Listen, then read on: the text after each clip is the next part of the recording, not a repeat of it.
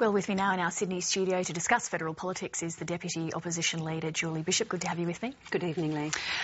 Tony Abbott announced the new coalition lineup today, as we just heard. Is moving Malcolm Turnbull into communications an acknowledgement that Tony Smith was a failure in the election campaign in terms of selling your policy and picking apart Labor's?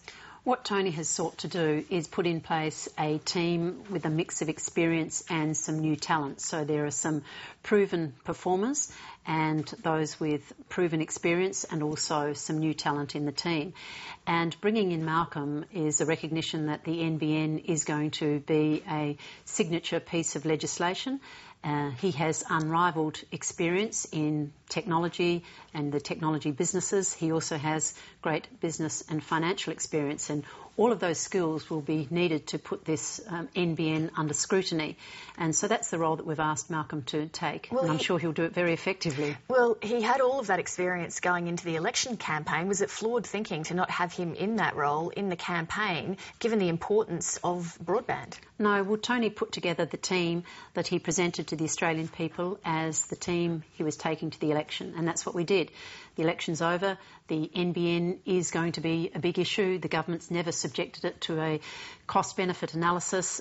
We anticipate that it will not be built before the next election. If at all, it will be a white elephant, and Malcolm Turnbull is well placed to put the government to that kind of scrutiny that it hasn't been subjected to as yet. But why hasn't it been subjected to as yet? Because, as I say, that was a critical issue in the election campaign. It helped the independents make up their mind in terms of supporting Labor. Tony Abbott said today Malcolm Turnbull would mount a ferocious campaign against the government's plan. Hasn't the horse bolted a little bit on that? You needed that ferocious onslaught during the campaign. No, the government has never subjected the NBN to a cost-benefit analysis, and we had assumed that at some point in the campaign it would do so. It has not, and we're still in the dark as to how much this national broadband network is going to cost. The coalition supports high-speed internet. We support a national broadband network, but not at the cost of $43 billion. In fact, we anticipate it will be a lot more than that, and the Australian people need to know how much this will cost. Of course we want broadband in the bush and in rural and regional areas, but at the end of the day the government has to be accountable for how it spends taxpayers' dollars. But all these points that you're raising, shouldn't they have been made a bigger deal of during the campaign? Tony Smith didn't stay for the full launch of your policy in this regard, even though he was the spokesman. Tony Abbott was then on the 7:30 report. He wasn't at the launch of that policy either. On the 7:30 report he said he was no tech head.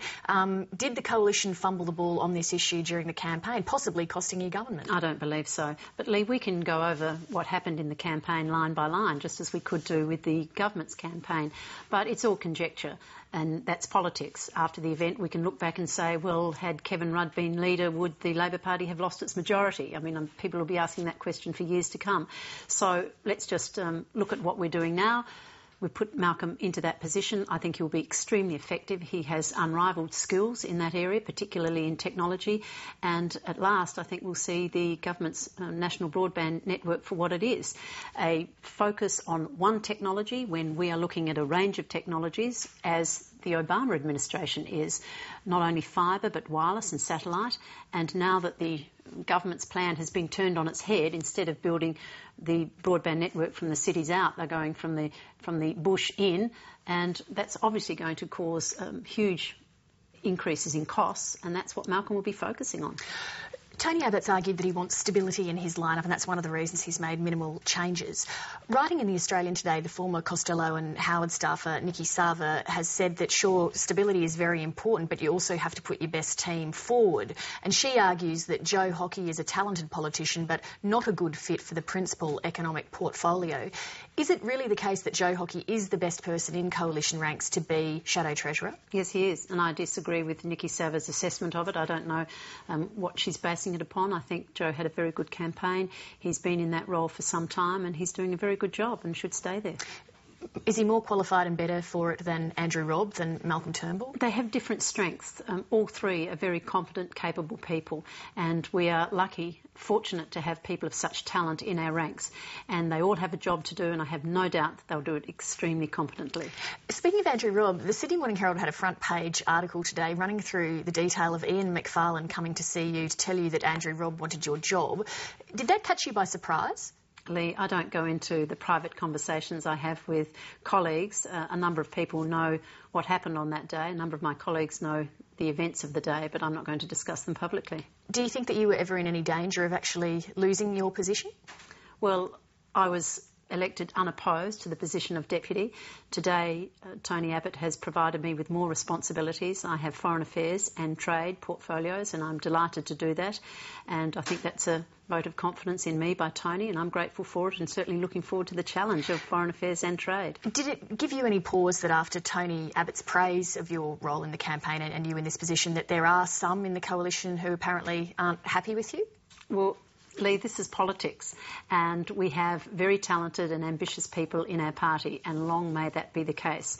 And today, Tony Abbott unveiled a new team which combines stability and strength with experience as well as some new talent. And we've got some great new people coming into the shadow ministry, Michaelia Cash and Fiona Nash, Darren Chester, a number of people, Scott Ryan.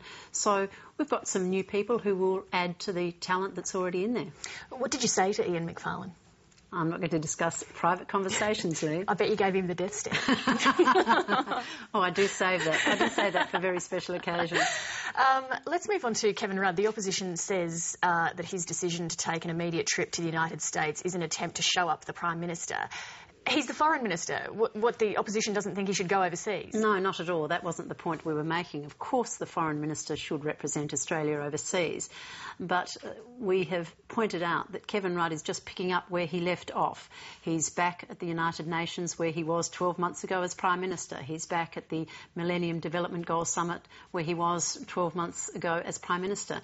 And we all know Kevin Rudd. We've seen him over the last 3 years. He will take every opportunity to strut the world stage and act as if he is a Prime Minister in exile. And I think the challenge for Julia Gillard is to assert her authority over Kevin Rudd. Now, he has a history of undermining every leader he's ever served under, and if anybody's got the job that he believes he should have, he leaks against them, he backgrounds against them. You just have to ask Laurie Brereton or Mark Latham or Kim Beazley, indeed Julia Gillard. I don't think anybody will forget the damaging leaking that occurred during the campaign, which virtually derailed Julia Gillard for at least a week. And it's widely believed that that came from the Kevin Rudd camp. But if Julia Gillard doesn't seem worried about it, Kevin Rudd seems to be getting on with the job, Stephen Smith doesn't seem fussed about it, well, what concern is it then of the coalitions? It's about the relationship between the Foreign Minister and Prime Minister, and that is important for Australia's national interest. It must be a relationship of absolute trust and confidence, and that's the precise point that Stephen Smith was making. I thought it was a very thinly veiled warning to both Julia Gillard and Kevin Rudd that there should be absolutely no tension between them. And that's quite right. It has to be a relationship of trust and confidence. And you only had to see what happened during the campaign. You remember that excruciating photographic session when the two of them were brought together, couldn't even look at each other. Now, that will not augur well for a strong foreign policy relationship. But look at the United States and Barack Obama and Hillary Clinton and everything that they went through. They have worked together quite well. And that also speaks to your point about Kevin Rudd strutting the world stage. Well, Hillary Clinton's a very assertive Secretary of State. That doesn't seem to hurt their model. Why can't Julia Gillard and Kevin Rudd be the same? Well, Lee, time will tell.